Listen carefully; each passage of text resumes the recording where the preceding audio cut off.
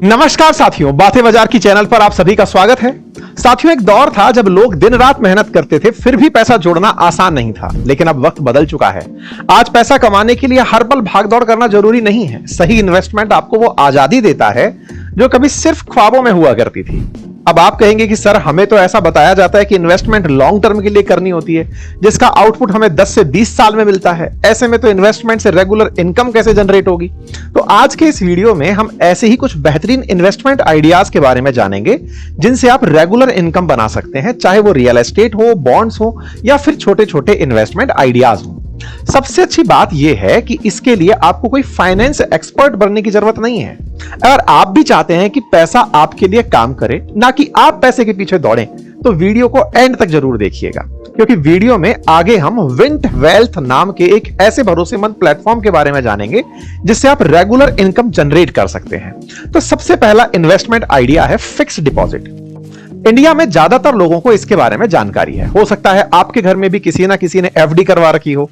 Fix deposit में आप अपने पैसे किसी बैंक को देते हैं, वो एक फिक्स ड्यूरेशन के लिए डिपॉजिट किए जाते हैं। जैसे 7 दिन से लेकर 10 साल तक आप अपने पैसे एफडी करवा सकते हैं। इसके बदले बैंक आपको 6 से लेकर 9% के बीच में कुछ इंटरेस्ट रिटर्न देता है। यानी अगर आपने 1 लाख रुपए डिपॉजिट किए तो 1 साल बाद आपको 1,06,000 रुपए मिल जाएंगे, जिसका मतलब हुआ कि आपके पास 6,000 रुपए की एक रेगुलर इनकम, भले ही वो एनुअल हो, जनरेट हो गई।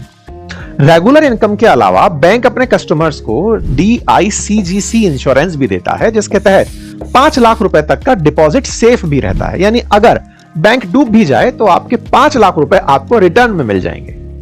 इसके अलावा एफडी में सीनियर सिटीजन्स को बाकी लोगों के मुकाबले 0.5% ज्यादा इंटरेस्ट रेट भी मिलता है। यही वजह है कि इंडिया में ज्यादातर सीनियर सिटीजन्स फिक्स डिपॉजिट भी करवाते हैं।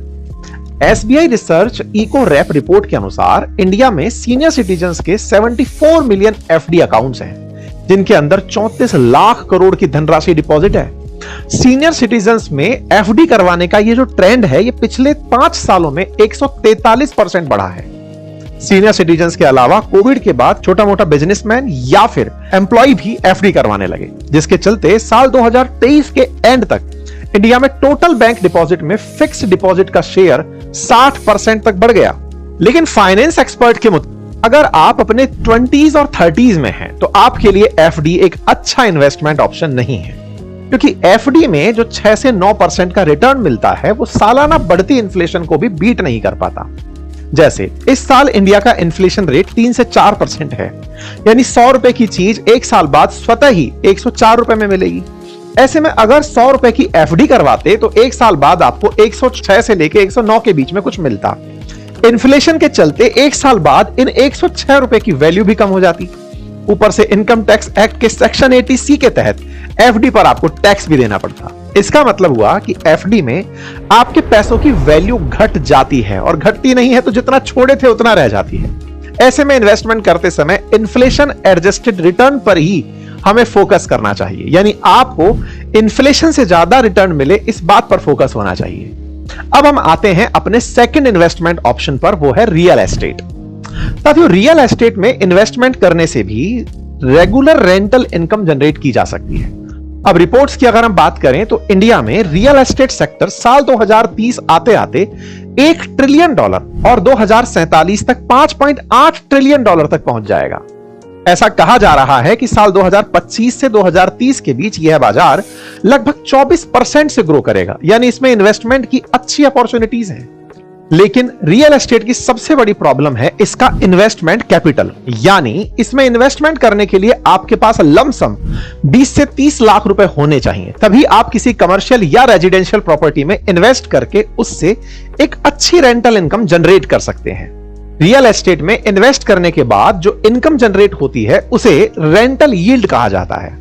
सिंपल भाषा में समझे तो मान लीजिए कि आपने 1 करोड़ की रियल एस्टेट खरीदी है, उससे आपको हर साल 4 लाख का रेंटल इनकम जनरेट हो रहा है, यानी महीने का लगभग 30 से 35 हजार रुपए। इसका मतलब है कि आपको आपकी 1 करोड़ की रियल एस्टेट पर 4% का रिटर्न मिल जाएगा।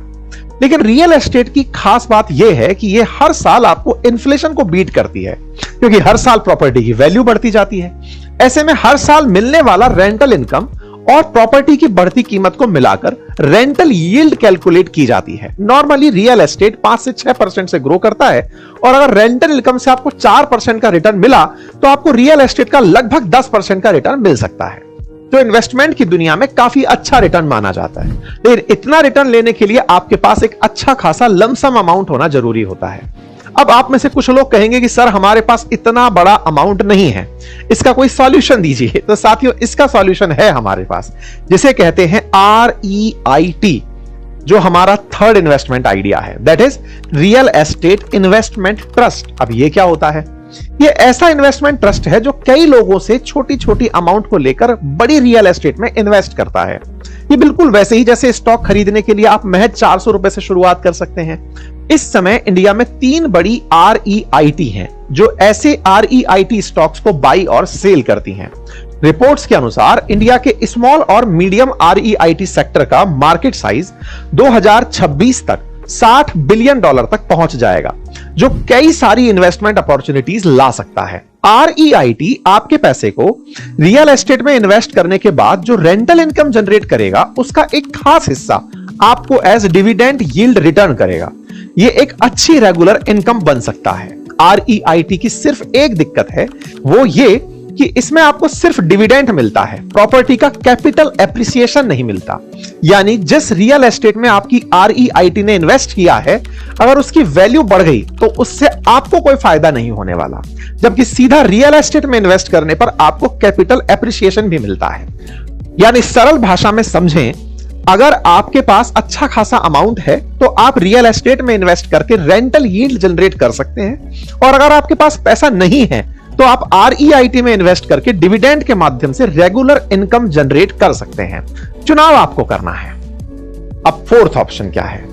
यह है इक्विटी और म्यूचुअल फंड। साथियों, इन्वेस्टमेंट का fourth option that is equity और म्यूचुअल फंड में इन्वेस्ट करना, यानी ऐसे फंड या स्टॉक में निवेश करना जहां आप रेगुलर इनकम जनरेट कर सकते हो। इंडिया में इस समय 5 करोड़ से ज्यादा लोग म्यूचुअल फंड में इन्वेस्ट करते हैं। रिपोर्ट्स के अनुसार 2024 के अंत तक mutual fund industry 68 lakh crore का आंकड़ा पार कर चुकी है। म्यूचुअल फंड और इक्विटी मार्केट में हाई रिस्क तो है, लेकिन इसमें हाई रिटर्न्स भी मिलते हैं। स्टॉक और इक्विटी मार्केट वॉलेटाइल होने की वजह से यह हर रोज ऊपर नीचे होता रहता है। यानी अगर किसी दिन मार्केट डाउन हो गया तो आपके स्टॉक्स की प्राइसेस भी गिर जाएंगी। इसीलिए कहा जाता है कि mutual funds are subject to market risk. ऐसे में अगर आपको उस रेगुलर इनकम की जरूरत ऐसे दिन पड़ जाए जिस दिन मार्केट डाउन है, तो आपके बहुत सारे इन्वेस्टमेंट यूनिट सेल करने पड़ेंगे। मान लीजिए कि आपने किसी म्यूचुअल फंड में 1 लाख रुपए का इन्वेस्टमेंट किया था। अगर उस म्यूचुअल फंड की वैल्यू 10 रुपए होती तो आपको 10,000 यूनिट मिल जाती। वॉलेटाइल मार्केट की वजह से म्यूचुअल फंड की वैल्यू 10 रुपए से घटकर अगर 9 रुपए रह गई या फिर बढ़कर 11 रुपए भी हो सकती है। ऐसे में अगर आपको रेगुलर इनकम के लिए 10 रुपए की वैल्यू पर 100 यूनिट बेच दिए तो आपको 1,000 रुपए मिल जाएंगे और आपके पास 10,000 में से 9,900 यूनिट बच जाएंगी। लेकिन अगर किसी दिन मार्केट डाउन है और आपके म्यूचुअल फंड की वैल्यू 9 रुपए रह गई तो वो 1,000 रुपए पाने के लिए आपको 100 की जगह 111 यूनिट बेचने पड़ेंगे। यानी मार्केट गिरने की वजह से आपको ज्यादा यूनिट्स बेचने पड़ेंगे, जिससे आपकी इन्वेस्टमेंट जल्दी खत्म हो जाएगी। इसी वजह से इक्विटी और म्यूचुअल फंड से स्टेबल इनकम जनरेट करना थोड़ा मुश्किल लगता है। लेकिन हमारे पास एक और ऑप्शन है जिसमें आप एक अच्छी रेगुलर इनकम जनरेट कर सकते हैं, और वो ऑप्शन है बॉन्ड्स। साथियों, बॉन्ड्स इन्वेस्टिंग FD इन्वेस्टमेंट की तरह ही होती है, बस इन्वेस्टमेंट और रिटर्न के मामले में थोड़ा बहुत फर्क होता है। आपको जानकर हैरानी होगी कि इंडिया का जो बॉन्ड बाजार है वो $2.69 ट्रिलियन तक पहुंच गया है, जिसमें कॉर्पोरेट बॉन्ड लगभग $602 बिलियन के हैं और गवर्नमेंट बॉन्ड लगभग $2.08 ट्रिलियन के हैं। इसके अलावा इंडिया का बॉन्ड मार्केट हर साल 6.5% से ग्रो कर रहा है, जो कि एक काफी अच्छी ग्रोथ मानी जाती है। बॉन्ड्स अगर आसान भाषा में समझें, मान लीजिए कि आपके पास कोई ABC नाम की कंपनी है जिसे एक बहुत बड़ा प्रोजेक्ट मिला है और वो कंपनी उस प्रोजेक्ट को एग्जीक्यूट करने के लिए कुछ पैसा खुद का लगाती है और कुछ बैंक से लोन उठाती है और कुछ रिटेल इन्वेस्टर से पैसा उठाने के लिए बॉन्ड रिलीज करती है। बॉन्ड नॉर्मली 1 से 4 साल के लिए लॉन्च किए जाते हैं और कंपनी इसमें फिक्स रिटर्न देने का दावा करती है, जिसमें लोन पीरियड के दौरान रेगुलर इनकम जनरेट हो सकती है। किसी भी कॉर्पोरेट बॉन्ड को खरीदने से पहले उस कंपनी के बारे में रिसर्च करना जरूरी है। यही नहीं, किसी भी प्रकार का बॉन्ड, चाहे वो कॉर्पोरेट हो या फिर गवर्नमेंट, एक ऐसे प्लेटफॉर्म से खरीदना चाहिए जो ऑथेंटिक हो और ज्यादा से ज्यादा रिटर्न मिलने की संभावना हो। जैसे विंट वेल्थ नाम का एक प्लेटफॉर्म है जो 9 से 12% तक फिक्स रिटर्न देता है। यह एक प्लेटफॉर्म है जिसके पास मिनिमम 1000 रुपए से बॉन्ड इन्वेस्टमेंट आप शुरू कर सकते हैं। इस प्लेटफॉर्म की खास बात यह है कि यह आपके भरोसे को मजबूत करने के लिए हर लिस्टेड बॉन्ड में खुद भी 2% इन्वेस्ट करता है, यानी जो दिखाते हैं उसमें खुद की हिस्सेदारी भी रखते हैं। इसलिए समय समय पर सभी बॉन्ड इशुअर्स को इवैल्यूएशन और एनबीएफसी का क्वार्टरली ऑडिट कराया जाता है। ऐसे में एफडी से ज्यादा पोटेंशियल रिटर्न पाने के लिए आप विंट वेल्थ के जरिए बॉन्ड में इन्वेस्ट कर सकते हैं। इससे आपका इन्वेस्टमेंट पोर्टफोलियो डाइवर्सिफाई भी होगा और इन्वेस्टमेंट रिस्क भी बैलेंस करने में आपको मदद मिलेगी। अगर आप इनकी वेबसाइट पर जाएंगे तो आपको दिखेगा कि टाइमली रीपेमेंट के मामले में यह प्लेटफॉर्म काफी ऑथेंटिकेट है। मान लीजिए इस प्लेटफॉर्म से आपको 1 लाख रुपए का बॉन्ड खरीदना है और आप हर बॉन्ड की कीमत 10,000 रुपए रखते हैं, तो आप 10 स्लॉट अलॉट कर पाएंगे। ध्यान रहे कि जिस बॉन्ड में आप इन्वेस्ट करते हैं आपके डीमैट अकाउंट में वो क्रेडिट हो जाते हैं और जो एनएसडीएल के साथ क्रिएट किया गया है। साथ ही आपको यह भी पता चलेगा कि किस ड्यूरेशन के बाद आपको कितना रिटर्न मिल सकेगा, जिससे आपको अपने रिटर्न के बारे में आइडिया आ जाता है। अगर आप बॉन्ड में इन्वेस्ट करना चाहते हैं तो डिस्क्रिप्शन में दी गई लिंक पर क्लिक करके आप इन्वेस्ट कर सकते हैं, क्योंकि एक रेगुलर इनकम के लिए बॉन्ड एक अच्छा इन्वेस्टमेंट ऑप्शन हो सकता है। बॉन्ड के बाद हमारा 6th इन्वेस्टमेंट आइडिया है इनवॉइस डिस्काउंटिंग। एक ऐसा इन्वेस्टमेंट ऑप्शन जिसमें आप एक ऑथेंटिकेट इन्वेस्टमेंट क्लब या कंपनी में एक लमसम अमाउंट इन्वेस्ट करते हैं, जिसके बदले वो आपको एक फिक्स अमाउंट ऑफ रिटर्न देने का प्रॉमिस करता है। मान लीजिए कि एबीसी कंपनी को 10 करोड़ रुपए का कोई ऑर्डर मिला, जिसमें उन्हें कोई प्रोडक्ट बनाकर दूसरी कंपनी को डिलीवर करना था, और उस प्रोडक्ट को बनाने के लिए एबीसी कंपनी को 8 करोड़ का कॉस्ट लगा। ऐसे में एबीसी कंपनी ऑर्डर देने वाली कंपनी को 10 करोड़ का इनवॉइस भेजेगी, जिसका पेमेंट ऑर्डर पूरा होने के बाद ही क्लियर होगा। ऐसे में उस ऑर्डर को पूरा करने के लिए एबीसी कंपनी को जो वर्किंग कैपिटल यानी 8 करोड़ रुपए लगेंगे वो इकट्ठा करने होंगे। यहीं पर इनवॉइस डिस्काउंटिंग का टर्म आता है। उस इनिशियल कैपिटल को इकट्ठा करने के लिए एबीसी कंपनी ऑर्डर देने वाली कंपनी से 10 करोड़ का इनवॉइस लेती है और किसी हाई नेटवर्क इंडिविजुअल के पास, जिसके पास अच्छा खासा पैसा है, कोई एनआरआई है या कोई रिटेल इन्वेस्टर है, उसके पास जाती है। उन्हें 10 करोड़ के इनवॉइस पर मान लीजिए 5% की डिस्काउंट देती है, तो वो बने 50 लाख रुपए, यानी वो इन्वेस्टमेंट एबीसी कंपनी को 10 करोड़ की बजाय सिर्फ 9 करोड़ 50 लाख का ही देगा। लेकिन उसे जिस कंपनी ने एबीसी कंपनी को ऑर्डर दिया है उससे इनवॉइस के बदले पूरे 10 करोड़ रुपए मिल जाएंगे, यानी उस इन्वेस्टर को 50 लाख रुपए का बेनिफिट हुआ। अब इसमें कई सारे फायदे भी हैं और रिस्क भी हैं। जैसे अगर एबीसी कंपनी और जिसने ऑर्डर दिया है वो दोनों ट्रस्टवर्दी हो तो इन्वेस्टर को एक शॉर्ट टर्म के लिए फिक्स रिटर्न मिल जाएगा और इसमें किसी स्टॉक या प्रोडक्ट की प्राइस फ्लक्चुएशन का रिस्क नहीं रहता।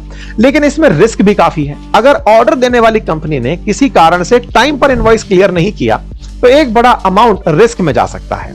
इसके अलावा अगर एबीसी कंपनी ने फॉल्टी प्रोडक्ट डिलीवर कर दिया जिसकी वजह से सामने वाली कंपनी ने इनवॉइस होल्ड पर रख दिया, तो इस केस में भी इन्वेस्टर का बड़ा पैसा रिस्क में जा सकता है। इसमें यह रिस्क भी है कि अगर किसी रीजन से एबीसी कंपनी और उसे ऑर्डर देने वाली कंपनी दोनों बैंकरप्ट हो जाती हैं, तो इन्वेस्टर का पैसा डूब सकता है। ऐसे में इनवॉइस डिस्काउंटिंग में एक शॉर्ट टर्म के अंदर बड़ा रिटर्न और रेगुलर इनकम तो जनरेट हो सकती है, लेकिन इनवॉइस इशुअर का ट्रस्टवर्दी और रेप्यूटेटेड होना जरूरी है। नेक्स्ट टाइटल है एन्युइटीज। एन्युइटीज एक तरह का इन्वेस्टमेंट का तरीका है जो आप किसी भी इंश्योरेंस कंपनी के साथ मिलकर कर सकते हैं। इसमें हम इंश्योरेंस कंपनी को एक पर्टिकुलर अमाउंट देते हैं, जिसके बदले इंश्योरेंस कंपनी हमें एक खास इंटरवल के बाद एक खास अमाउंट देती है। नॉर्मली एन्युइटी दो तरह की होती हैं, इमीडिएट एन्युइटी और डिफर्ड एन्युइटी। इमीडिएट एन्युइटी में हम एक साथ लमसम अमाउंट देते हैं और उसके बदले कंपनी हमें रिटायरमेंट के बाद हर महीने एक खास अमाउंट देती है। यानी इमीडिएट एन्युइटी एक तरह से पेंशन स्कीम की तरह काम करती है। जिन लोगों के पास लमसम अमाउंट नहीं है उनके लिए ऑप्शन है कि वो डिफर्ड एन्युइटी का उपयोग करें। इससे अगर आप एक सैलरीड एम्प्लॉय हैं तो आपकी सैलरी से हर महीने एक अमाउंट डिडक्ट हो जाता है और उसके बदले आपके रिटायरमेंट के बाद हर महीने एक खास अमाउंट दिया जाता है। अब सुनने में तो ये सही लगता है, लेकिन इसके भी कुछ नुकसान है। जैसे एफडी की तरह ही एन्युइटी में जो पैसा रिटायरमेंट के बाद मिलेगा उसकी वैल्यू इन्फ्लेशन को बीट नहीं कर पाएगी। मान लीजिए कि अभी आपने 10 लाख रुपए इन्वेस्ट किए, कंपनी ने आपको 20 साल हर महीने 25,000 रुपए देने का प्रॉमिस किया, तो 20 साल बाद 25,000 की वैल्यू भी कम हो जाती है, जो इतना फायदेमंद साबित नहीं हो लगी। हालांकि अगर आप एक एम्प्लॉय हैं और आपके पास पेंशन स्कीम नहीं है तो कुछ हद तक ये फायदेमंद भी साबित हो सकती है। इससे रिटायरमेंट के बाद वाली फाइनेंशियल सिक्योरिटी बनी रहती है। साथियों, ये थे कुछ इन्वेस्टमेंट आइडियाज जिनसे आप अलग अलग तरीके से रेगुलर इनकम जनरेट कर सकते हैं। हालांकि सबने अपने अपने प्रोज एंड कॉन्स हैं। ऐसे में किसी भी आइडिया में अपना पैसा इन्वेस्ट करने से पहले रिसर्च और एक्सपर्ट की एडवाइस लेना बिल्कुल ना भूलें। जानकारी पसंद आई हो तो साथियों से अवश्य साझा करें। चैनल पर नए हैं तो सब्सक्राइब कर लें। धन्यवाद। Investments in debt securities, municipal debt securities, securitized debt instruments are subject to risks, including delay and/or default in payment. Read all the offer-related documents carefully.